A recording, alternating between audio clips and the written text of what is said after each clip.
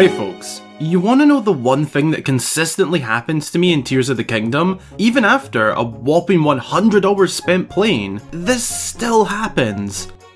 I die a lot. This game is pretty tough at the best of times, and the way enemies level up as you do has definitely been made a lot stricter in difficulty compared to the previous installment to the series. Tears of the Kingdom causes my literal tears because of how often the game defeats me and leaves me feeling hopeless. How will I ever beat Ganon Daddy if I can't even take out a monster camp?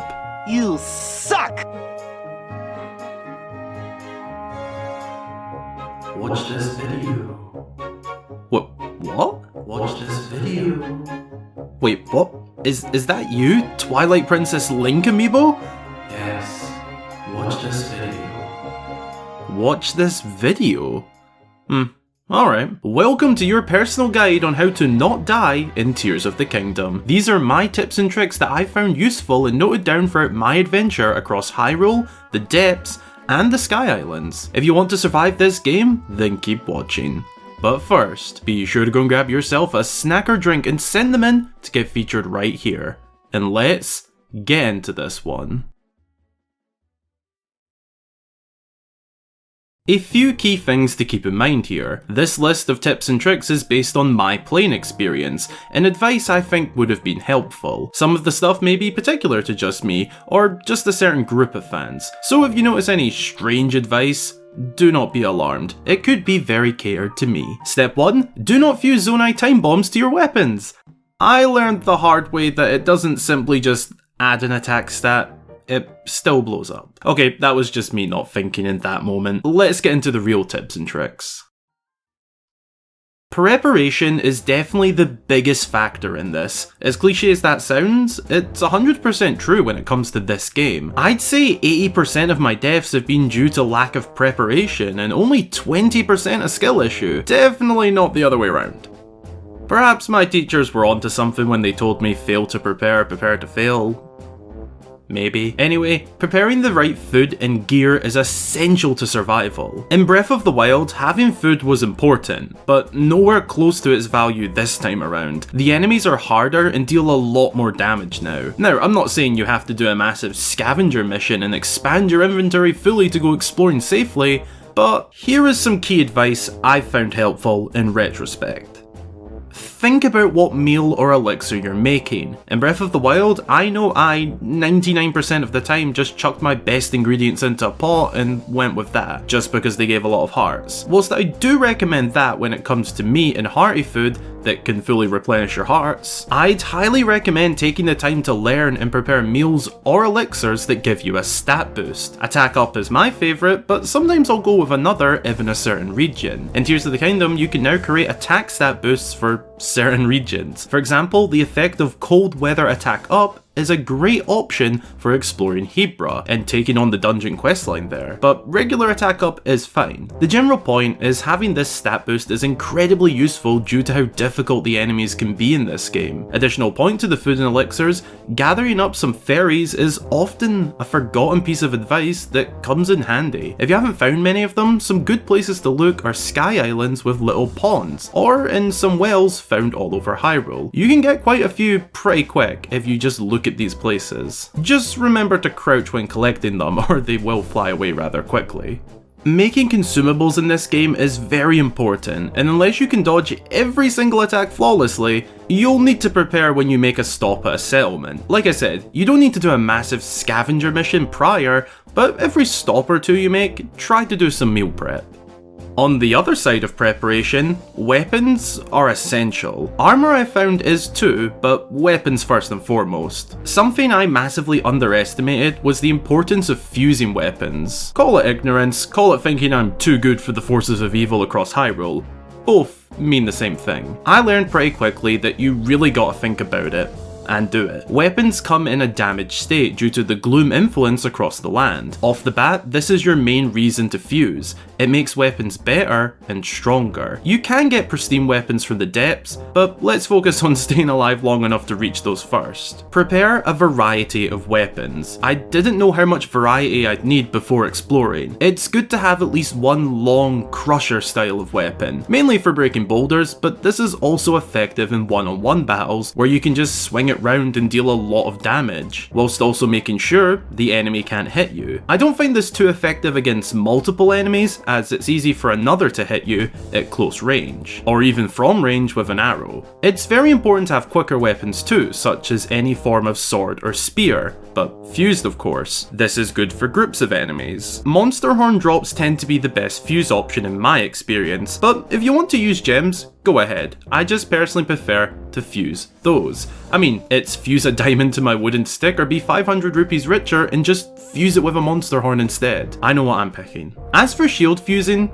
I'll be honest, I still don't do much of this, as I gotta be brutally honest. Unless it's an emitter or rock, shield fusing just looks off. I know this isn't super productive in terms of survival, but the shields never line up nicely, and it just looks weird. Emitters can be helpful, so definitely set one or two of your shields up with one, as it can help you when crowded by enemies, whether that's burning them or freezing them. It's pretty helpful. As for a rock, I can't say I've found a massive advantage of this, but it looks pretty cool. And finally, arrow fusing. This is without a doubt something I should have thought of and prepared for a lot more. I'll go more into applying it in the next part of this video, but please prepare items that have an effect of some kind. Attack bonuses are helpful too, but the key I found is having effect compatible fuse options. This could be fire fruit for a flame, blue choo choo jelly for a splash of water, a muddle bud to muddle them, or whatever. It's important, and let's now go into why it's important. So you're out in the wild now and can come across all sorts of threats. Let's start with the new monster camps, as these are common. Oh, and I'll tie in construct camps too, as I found they are pretty similar in terms of tactics to surviving. Personally, I found a lot of my more stupid and lack of preparation deaths coming from these, and here is how I'd prevent that now. Firstly, make sure you've eaten an attack up meal if you have one, and if you have armor with attack up, why not throw it on for some extra damage?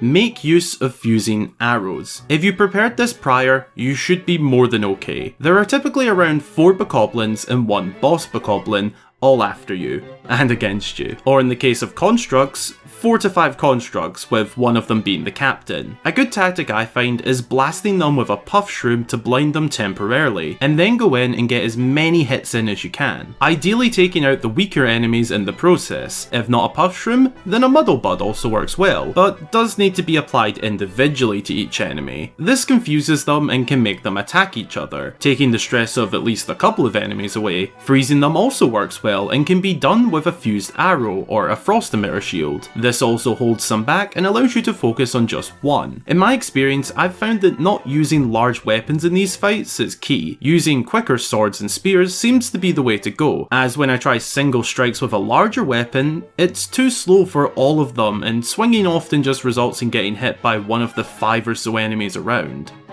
Make use of recall. I often forget to apply the new hand abilities in combat, but they are incredibly useful. Recall specifically can reverse certain attacks coming your way, and this is a big help. My final tip here is important for a lot of this video, and that is that height is key. If you can, get the height advantage. Obi-Wan knew what he was talking about.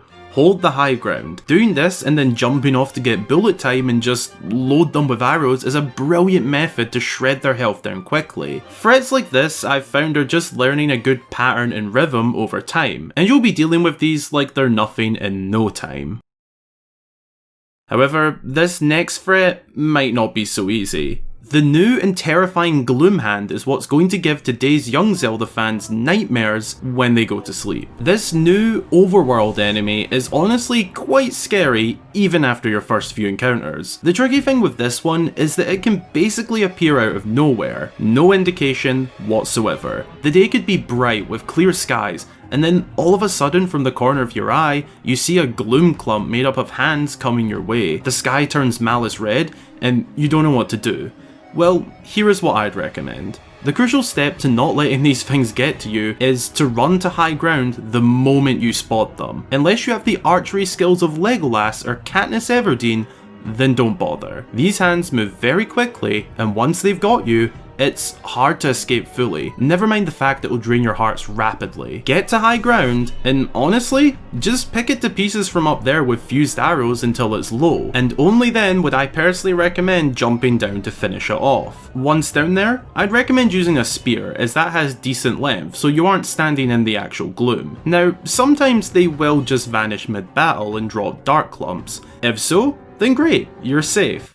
But sometimes upon fully defeating them, a second stage will commence, and you need to be alert to this as it just happens. I've only had this happen once, and it happened in a very confined space, so this advice has to be top tier. Phantom Ganon can spawn as a second phase, and this is a perfect example of why preparation is key in this game. Originally, I would have thrown everything I had at the Gloom Hands to get rid of them, and then be faced pretty bare against Phantom Ganon. However, if you prepped well, then you should be okay. This enemy is very rhythm based. He only has a few movements to learn, mainly letting him come at you like this, and then blasting him with an arrow, opening a very brief window to deal some damage. Again, height advantage is great here, and allows you to just pepper him with arrows, but be careful, as later in the fight, he can follow you a bit better and might be able to reach where you're running away to. Have your food prepared well, consume or wear something to give attack up, and good luck. Outside of the last thing on this list, these are probably the most difficult when it comes to surviving. When it comes to overworld bosses, there are returning and new ones. I'll categorise all the returning bosses into one quicker section, and then go more into the new ones. In Breath of the Wild, we saw Talus, Hinox, Stalnox, Molduga, and Lynels, some with slight variations. When it comes to fighting Stone Talus in this game, a good tactic I've found is making use of Ascend. If you run in quick and close, you can actually use Ascend to pass through the Talus to the top and get clear access to its weak spot. Hinox and Stalnox are very much the same to battle. You can use Recall to reverse any objects they throw at you, but otherwise it's the same old arrow to the eye, which Fuse can help with if you fuse an eye to the arrow for more precise accuracy, and then deal damage once it falls. Molduga are fairly the same too in my experience. Arrow fusing is a big part of this battle, but otherwise, not too many changes to be made. If you want to do the bomb tactic from Breath of the Wild, I'd recommend using Zonai Time Bombs. It works just as well. Most of the time. And as for Lynels, they are the same. You just gotta get good. But seriously, make use of fused arrows. They're very, very good.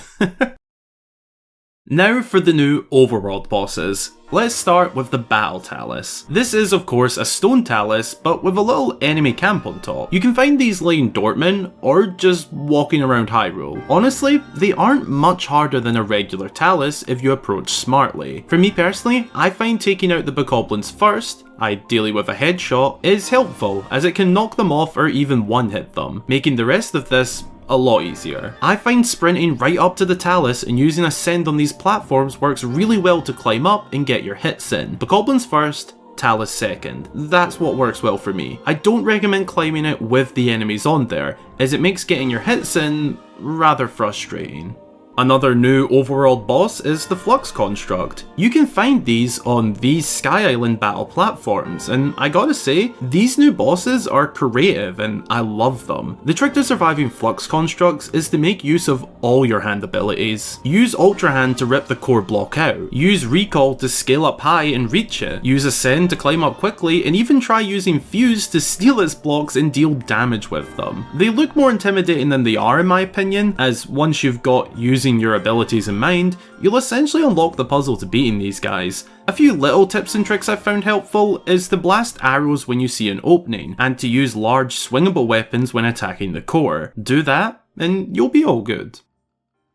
Deep in the depths of Hyrule, you can come across a giant Phrox. I can't sugarcoat it, discovering one of these beasts for the first time is terrifying, especially if you spot it within the darkness. First and foremost, before entering the depths, make sure you have a decent stock of bloom flowers to light the area up. The last thing you want when trying to survive this enemy is to be running into more darkness and potentially walking all over the gloom. Be stalked and try to light up the surrounding area quickly if you do come face to face with this beast. It will try to charge at you, it will try jumping on you, and it will even try to suck you up. It's a difficult underworld boss and in a pretty intimidating setting. When it jumps or charges you, you simply just need to run and keep running. A little cheesy tactic I found was hiding behind trees to block it. This temporarily works well and buys you a little time. After that, I found waiting for the suck to come and just launching anything in there works wonders. Bomb flowers worked best, but anything works as it will occupy this beast for a period of time and allow you to climb on its back and strike. Whenever you explore the depths, it is essential in my book to have made some meals that can restore gloom damaged hearts. A light root isn't always nearby to restore them. Cooking with Sundelions can create this effect and it works wonders down here, as well as saves a lot of time. It's something I wish I knew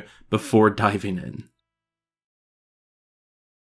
Last, but certainly not least, the new apex predator of Hyrule, Gleeok. My advice to you to survive these new titans of the land: pray. Run and find your nearest goddess statue and pray to Hylia that this beast doesn't eat you.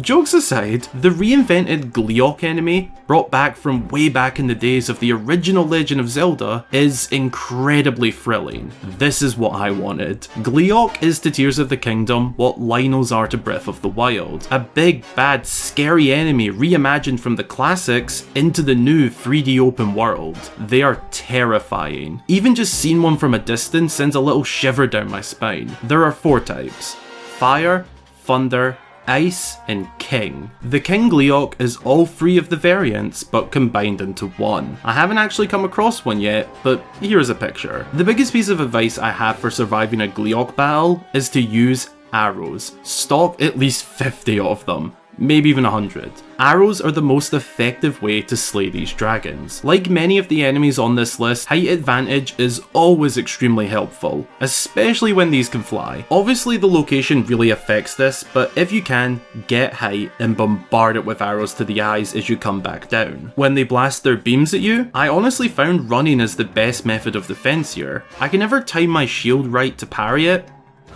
You're bad.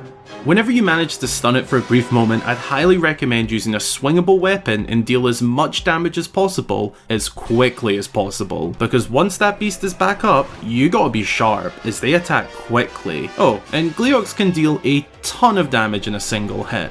So I hope you prepared meals like advised earlier. But yeah, fuse stuff to your arrows and absolutely bombard Gleeok. And with a bit of luck, you might survive. Like most large enemies, finding a rhythm and pattern is the key to surviving, and ultimately defeating your foe. However, it is easier said than done, and preparing and having a tactic is essential to success in Hyrule. Before wrapping up, here are a few smaller tips and tricks for enemies I didn't mention. When it comes to facing Gibdo, elemental weapons are a must. They are resistant to standard attacks, so make sure you have something elemental to fuse with. If you have that one simple step down, Gibdos aren't that difficult. Horoblins can be taken down easily with an arrow to knock them off the ceiling, but another effective attack if you don't want to waste arrows is to either use a fused spear for the insane length, or just throw something at it. It works well and is, funny enough, effective. Likes are just a patience game. Don't rush them or get too cocky, as they can deal damage if you're caught off guard. Just stand and wait until it presents this thing, and blast it with an arrow. Erkuda, whilst incredibly cool, are actually super weak. One hit from an arrow and you've dealt with them. To round off everything, if there were 2 words to sum up my survival guide for Tears of the Kingdom, those would be prepare and strategize. Those are the 2 key components for me, and these are my tips based on my experience with the game so far. Try applying them to your next adventure, and good luck out there.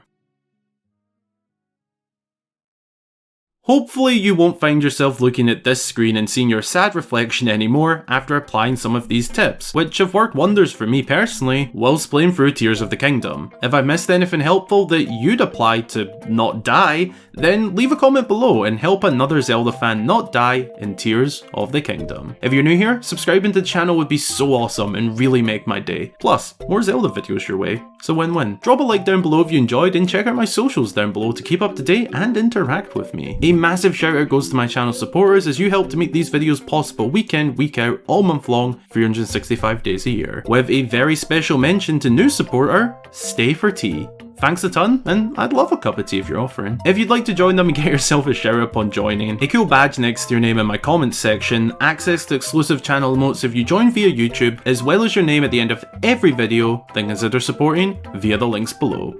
Thanks for watching. I hope you all have an amazing rest of your day or night, and until the next time, I've been Hyrule Gamer.